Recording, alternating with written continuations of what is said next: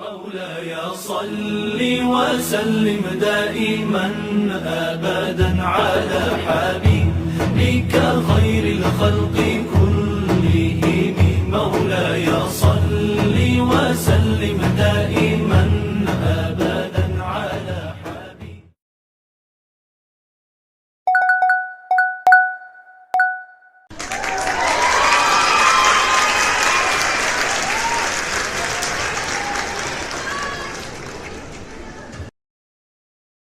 Bismillahirrahmanirrahim. Assalamualaikum warahmatullahi wabarakatuh. Alhamdulillahi rabbil alamin wa bihi nasta'in ala umuri dunya waddin. Wassalatu wassalamu ala asyrafil anbiya'i wal mursalin wa ala alihi wa sahbihi ajma'in. Amma ba'd. Segala puji bagi Allah Subhanahu wa taala yang telah memberikan kita semua rahmat, yang telah memberikan kita semua nikmat serta petunjuk atau hidayahnya sehingga kita masih diberikan nikmat terbaik dari Allah Subhanahu wa taala, ialah nikmat bernafas, nikmat iman, nikmat sehat sehingga sampai bisa kita rasakan di hari ini. Salawat teriring salam tak luput pula mari kita hanturkan kepada Nabi kita, Nabi Muhammad sallallahu alaihi wasallam. Kita selaku umatnya mudah-mudahan diberikan syafaatul ummah di yaumil qiyamah nanti. Baik, kami di sini pemirsa di rumah dan juga rekan-rekan mahasiswa Universitas Cendekia Abditama, kami ingin mempresentasikan materi terkait dengan Nuzulul Quran. Jangan kemana-mana, tetap di sini. Oke. Halo teman-teman, mari kita beranjak ke materi yang pertama. Materi yang pertama yaitu apa sih Nuzulul Quran itu? Nuzulul Quran terdiri dari kata nuzul dan Al-Quran yang berbentuk idhofah. Penggunaan kata nuzul dalam istilah Nuzulul Quran atau turunnya Al-Quran tidaklah dapat kita pahami maknanya secara harfiah, yaitu menurunkan sesuatu dari tempat tinggi ke tempat yang rendah. Sebab Al-Quran tidaklah berbentuk fisik atau materi, tetapi pengertian Nuzulul Quran yang dimaksud adalah pengertian majazi, yaitu penyampaian informasi atau wahyu kepada Nabi Muhammad sallallahu alaihi wasallam dari alam gaib ke alam nyata melalui perantara malaikat Jibril alaihi salam. Baik, setelah kita mendengar tadi bagaimana pengertian daripada Nuzulul Quran, kita ketahui bersama dan juga ada proses turunnya Al-Quran secara berangsur-angsur, atau kalau kita sebut dalam bahasa lain ialah mutawatir atau tartil. Pendapat pertama yang menyatakan bahwa Al-Quranul Karim diturunkan sekaligus. Nah, pandangan ini berdasarkan daripada dalil-dalil. Sesungguhnya kami telah menurunkan Al-Quran pada malam Lailatul Qadar. Quran surah Al-Qadar ayat 1. Dan juga sesungguhnya kami telah menurunkan Al-Quran pada suatu malam yang diberkahi. Quran surah Ad-Dukhan. Adapun yang kedua, Al-Quran diturunkan secara tartila atau secara berangsur-angsur, yang mana terdiri dari 30 juz, 666 ayat dan 114 surah.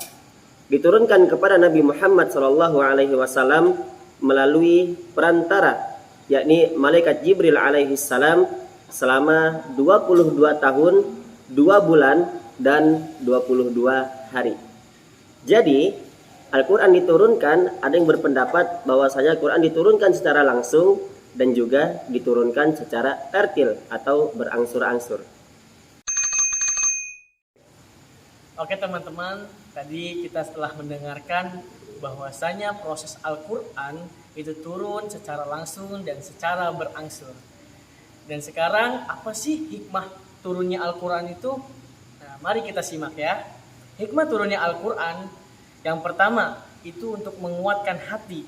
Yang kedua untuk menantang orang-orang kafir yang mengingkari Al-Quran. Yang ketiga, supaya mudah dihafal dan dipahami. Dan yang keempat, agar orang mukmin antusias menerima Al-Quran dan giat mengamalkannya, mengiringi kejadian di masyarakat secara bertahap dalam menetapkan suatu hukum. Baik, kepada pemirsa yang ada di rumah dengan sahabat-sahabat kita, sahabat-sahabat kami, tadi sudah mendengar bagaimana hikmah daripada diturunkannya Al-Quran kepada hamba Allah Subhanahu wa Ta'ala. Dan sekarang kita coba mempelajari bersama, mendengar bagaimana bentuk daripada pemeliharaan Al-Quran yang Allah turunkan kepada Nabi Muhammad SAW melalui perantara malaikat Jibril alaihissalam. Yang pertama, yang diturunkan Al-Quran kepada Rasulullah SAW dengan perantara malaikat Jibril alaihissalam. Kemudian Rasulullah mentalakikan atau membacakan kepada umatnya, juga kepada para sahabatnya, dengan fungsi agar Al-Quran tersebut disimpan ke dalam dada manusia, ke dalam dada hamba Allah dan umat Nabi Muhammad SAW, atau menghafalnya. Adapun yang kedua, merekamnya secara tertulis atau kita rasem ayat-ayat Al-Quran di berbagai jenis bahan untuk menulis. Seperti pada zaman dahulu ketika zaman Rasulullah itu dituliskan di pelepah kurma dan juga kulit hewan. Dalam proses pemeliharaan Al-Quran pada masa Nabi Muhammad SAW ada beberapa sahabat yang terkenal sebagai hufazul Quran, sebagai para penjaga dan juga penghafal Al-Quran. Siapa mereka? Mari kita dengarkan bersama-sama.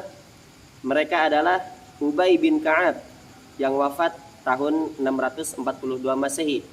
Kemudian ada juga sahabat Mu'az bin Jabal yang wafat pada tahun 639 Masehi. Ada juga sahabat Zaid bin Thabit dan sahabat Abu Zaid Al-Ansari yang wafat pada tahun 15 Hijriah.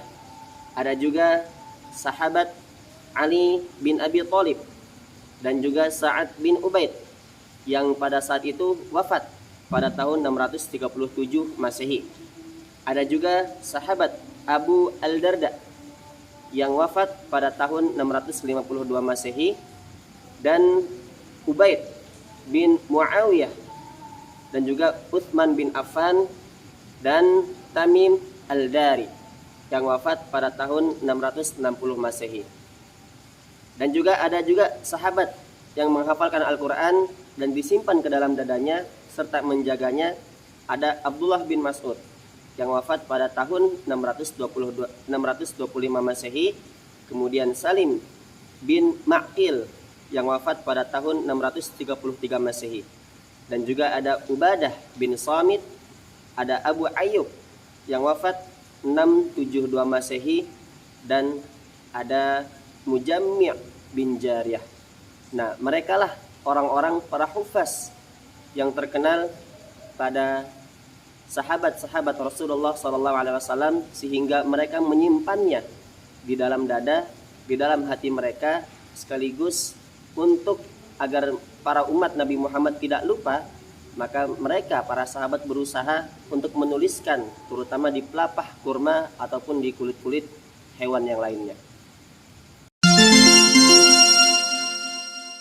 Oke sahabat maupun laki-laki dan perempuan yang sedang menonton YouTube ini, tadi telah kita dengarkan dan telah dipaparkan bahwasanya pemeliharaan Al-Quran di masa Nabi Muhammad SAW, dan juga pemeliharaan Al-Quran pada masa Nabi Muhammad SAW oleh beberapa sahabat yang terkenal sebagai hufazul Quran. Dan sekarang mari kita beranjak, yaitu pemeliharaan Al-Quran pada masa sahabat Abu Bakar As-Siddiq.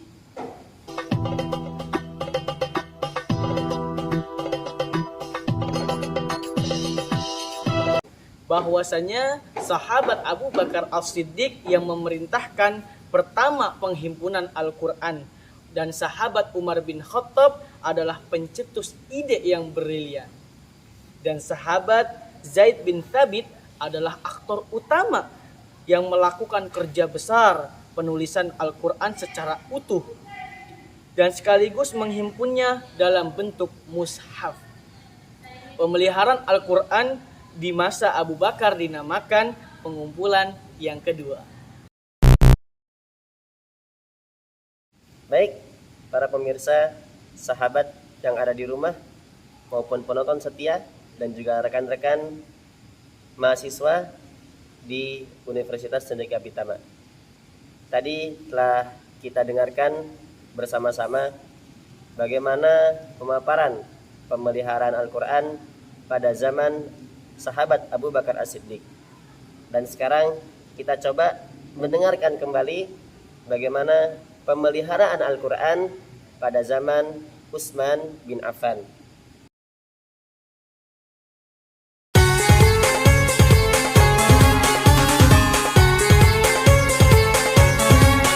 Pada saat itu, sahabat Utsman bin Affan radhiyallahu an mengundang para sahabat yang lainnya untuk apa? Untuk bermusyawarah, untuk berkumpul mencari jalan keluar, mencari jalan baik dari masalah serius atau masalah pemeliharaan serta penulisan Al-Quran. Akhirnya dicapailah suatu kesepakatan agar mushaf dari Abu Bakar disalin kembali menjadi beberapa mushaf untuk dijadikan rujukan atau untuk dijadikan referensi apabila terjadi perselisihan atau cekcok, ya kita bilang, tentang cara membaca Al-Quran. Untuk terlaksananya tugas tersebut, Utsman bin Affan menunjuk satu tim yang terdiri dari 4 orang sahabat. Siapa mereka?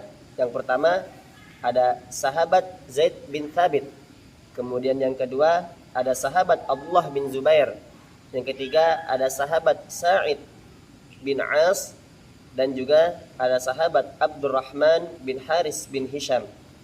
Hasil kerja daripada pengumpulan Al-Quran di zaman Utsman bin Affan tersebut berwujud 4 mushaf Al-Quran standar. 3 diantaranya dikirim ke negeri Syam pada saat itu, Kufah dan juga negeri Basrah. Dan 1 mushaf ditinggal di Madinah untuk pegangan para khalifah yang kemudian dikenal dengan Al-Mushaf Al-Imam. Agar persoalan silang pendapat mengenai bacaan dapat diselesaikan dengan tuntas, maka sahabat Utsman bin Affan memerintahkan agar semua mushaf yang berbeda dengan hasil kerja pengumpulan daripada panitia para sahabat tersebut, yang 4 itu untuk dibakar. Yang mana dengan usahanya itu sahabat Utsman bin Affan telah berhasil menghindarkan timbulnya fitnah, timbulnya perselisihan, dan mengikis sumber perselisihan serta menjaga Al-Quranul Karim dari perubahan dan penyimpangan-penyimpangan yang ada sepanjang zaman. Mushaf yang ditulis pada masa Utsman bin Affan inilah yang kemudian menjadi rujukan sampai sekarang, sampai kepada Al-Quran yang kita baca, yang sahabat-sahabat baca di rumah. Ya teman-teman dan rekan-rekan para sahabat di Universitas Cendekia Pitama, dan yang lebih jelas para penonton yang dari tadi telah mendengarkan pemaparan dan penjelasan. Dan tadi yang sebelumnya tadi dijelaskan adalah pemeliharaan Al-Quran pada masa Nabi Muhammad SAW. Kemudian pemeliharaan Al-Quran pada masa Abu Bakar As-Siddiq, dan kemudian pemeliharaan Al-Quran pada masa sahabat Utsman bin Affan. Dan sekarang mari kita simaki kembali, yaitu penulisan Al-Quran.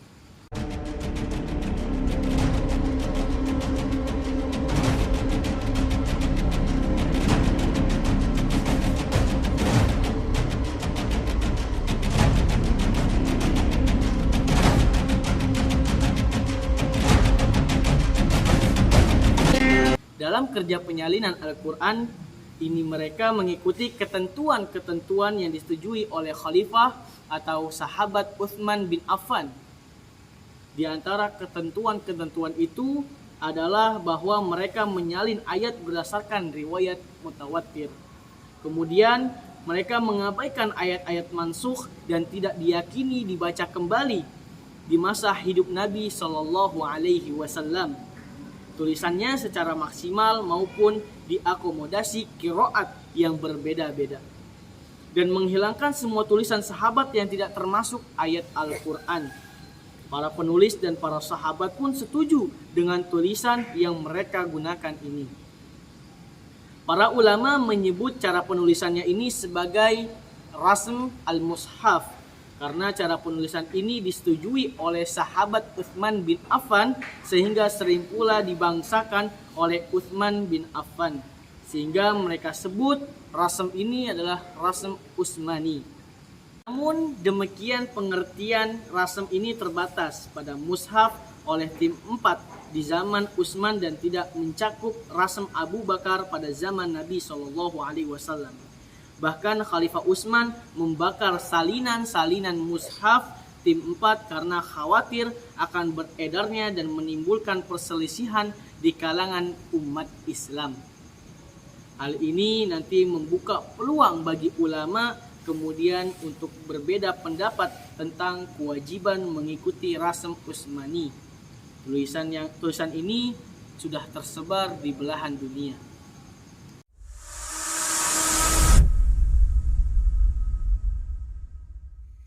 Tanamkanlah Al-Quran di hatimu, maka nanti kelak di akhirat Al-Quran akan membuatkan mahkota untuk ibumu. Baik pemirsa yang ada di rumah, Masya Allah, tadi telah kami dengarkan bersama-sama. Kita dengarkan bagaimana proses daripada nuzul Quran dan juga apa sih manfaat hikmah daripada nuzul Quran, bagaimana pemeliharaan dari zaman Nabi Muhammad SAW, kemudian dari zaman sahabat Abu Bakar As-Siddiq dan diteruskan di zaman sahabat Utsman bin Affan, serta diujungkan atau diakhiri dengan penulisan atau rasm yang sekarang dikenal dengan rasm Utsmani yang kita ketahui, yang kita dapat pada zaman ini. Adapun pesan singkat dari kami, ingat jangan pernah meninggalkan Al-Quran ketika kau susah maupun kau bahagia, karena khairukum man ta'allama al-Qur'ana wa 'allamahu, sebaik-baik dari kalian adalah yang belajar Al-Quran dan mengajarkannya. Kami undur diri dan terima kasih banyak. Mohon maaf apabila ada salahnya. Wassalamualaikum warahmatullahi wabarakatuh.